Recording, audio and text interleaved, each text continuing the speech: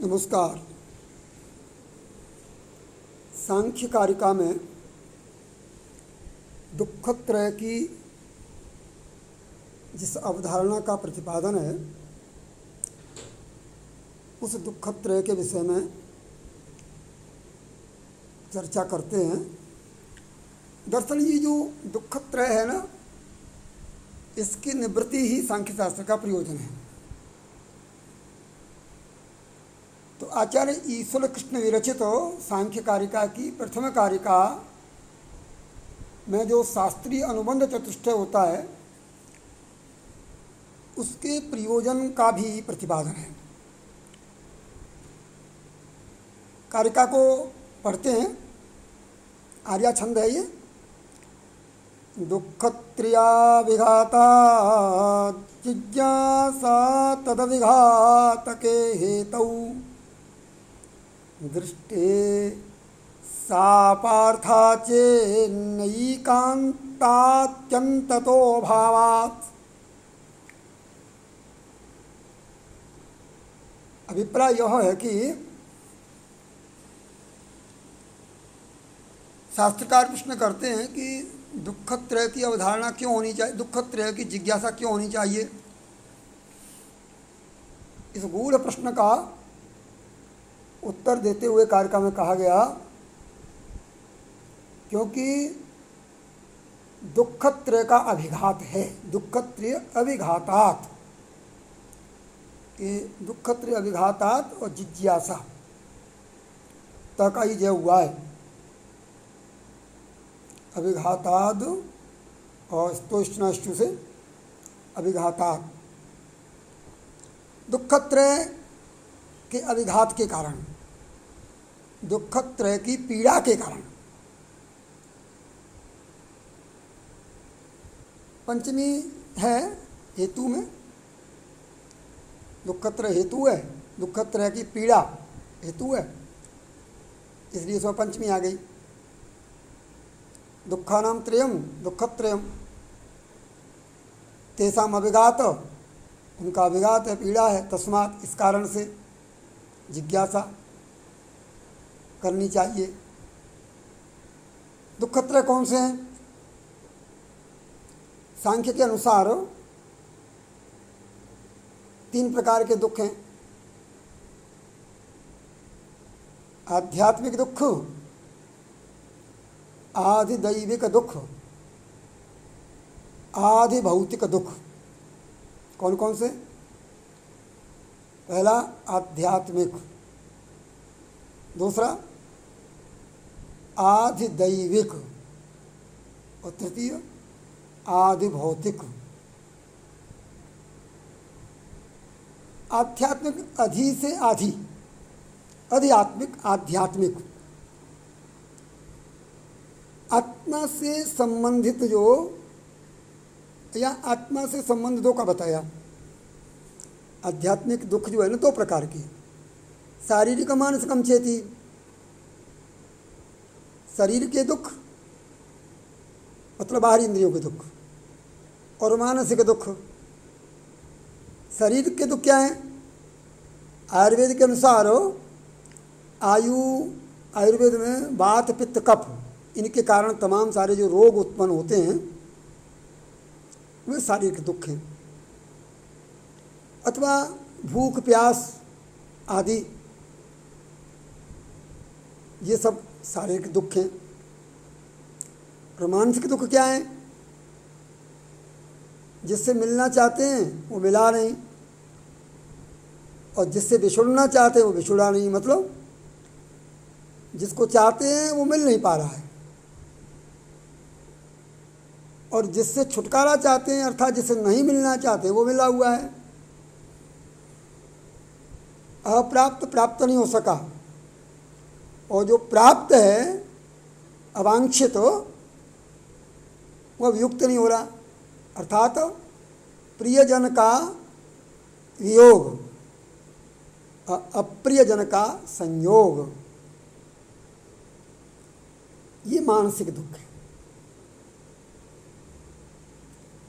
तो दुःखत्रय में पहला तो कौन सा है? आध्यात्मिक। आध्यात्म मतलब शारीरिक और मानसिक। ठीक है। इसी को तुलसी ने दैहिक दुख कहा है। शरीर के दो भाग हो गए, बाह्य शरीर और अंतः शरीर माने मानसिक। तो ये दो दुखों की पीड़ा है, ये पहला दुख हो गया। अब दूसरा दुख है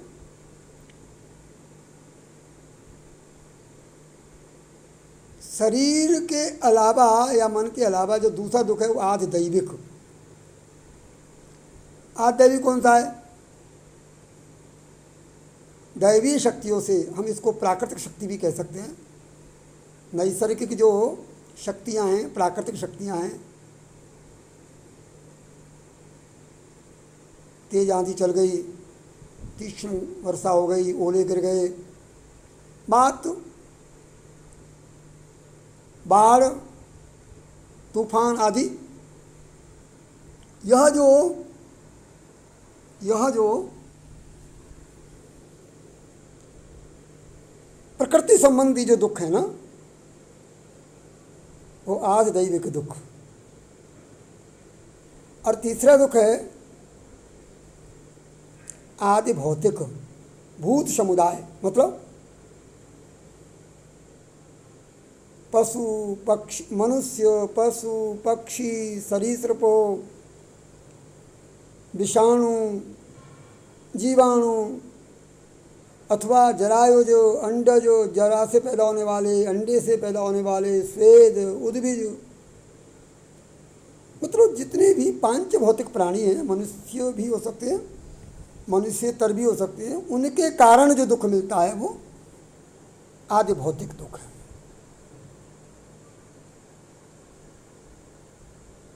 तो इस प्रकार ये जो दुखत्रय का अभिघात है ना, दुखत्रय का अभिघात है,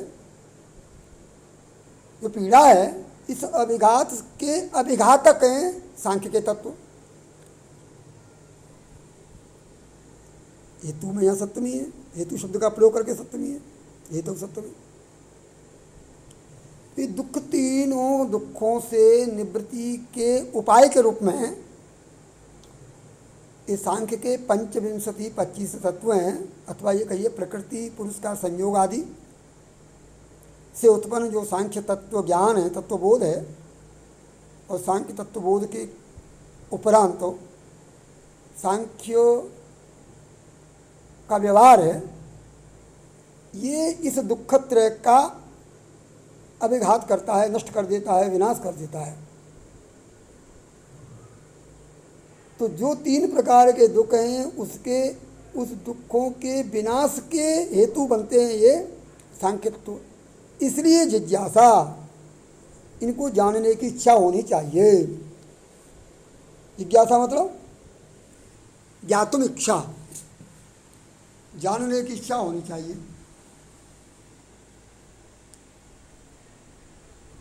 फिर प्रतिप्रश्न किया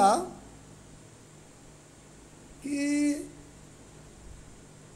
तब तो ये ठीक नहीं है, अपार था, सा अपार था, सा माने वह, कौन वह? जिज्ञासा, वह जिज्ञासा अपार था, व्यर्थ है। क्यों? दृष्टि इन सब का उपाय तो लौकिक उपायों से इन दुखों का विनाश हो सकता है। जैसे शारीरिक दुख हैं, वात पित्त कफ जन्य रोग हैं, प्रत्येक रोग की दवा है, दवा ले लो, उसके लिए सांख्य की क्या आवश्यकता है। इसी तरह जो मानसिक रोग हैं, योग आदि साधनों से या मन के जो दुख हैं उनका लौकिक उपाय हो सकता है। प्रयत्न करके प्रियजन का संयोग कराया जाए और अप्रिय का वियोग कराया जाए, हो सकता है। इसी तरह आदि दैविक में दैवी शक्तियों की उपासना आदि करके उपाय करके और उनका उपाय हो सकता है। भूतों से सुरक्षा आदि करके उनका उपाय हो सकता है।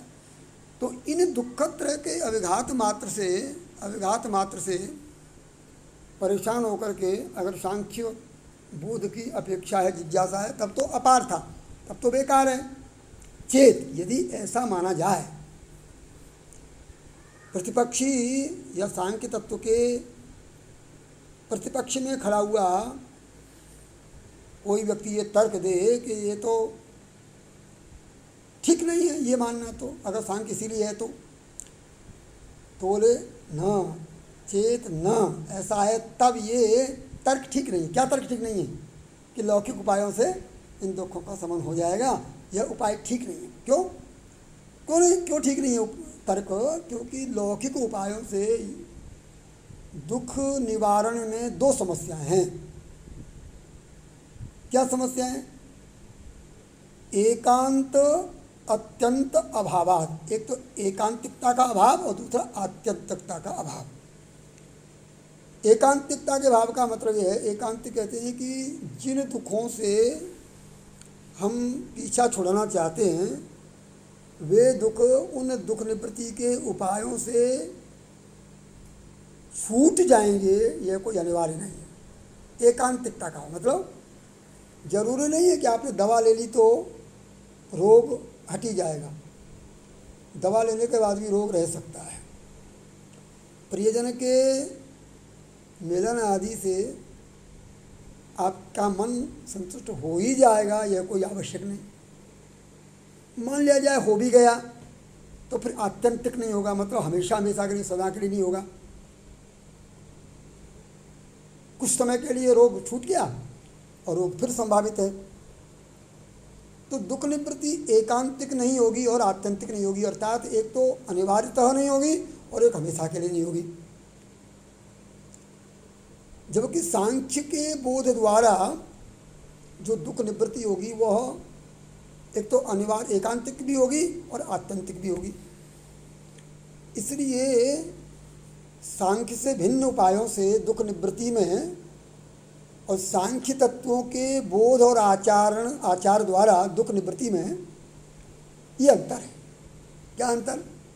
सांख्य निर्दिष्ट तत्वबोध से दुख निवृत्ति एकांतिक भी है और आत्यंतिक भी है, जबकि सांख्येतर उपायों से दुख निवृत्ति एकांतिक भी नहीं और आत्यंतिक भी नहीं है। और दरअसल एकांतिक और आत्यंतिक दुख निवृत्ति को ही तो कैवल्य कहते हैं। अर्थात सांख्य का प्रयोजन क्या हुआ? सांख्य का प्रयोजन हुआ दुख त्रय के अभिघात से एकांतिक और आत्यंतिक निवृत्ति, यही सांख्य का प्रयोजन है। इस प्रकार इस कारिका में सांख्य तत्वबोध का प्रयोजन की मीमांसा की गई है।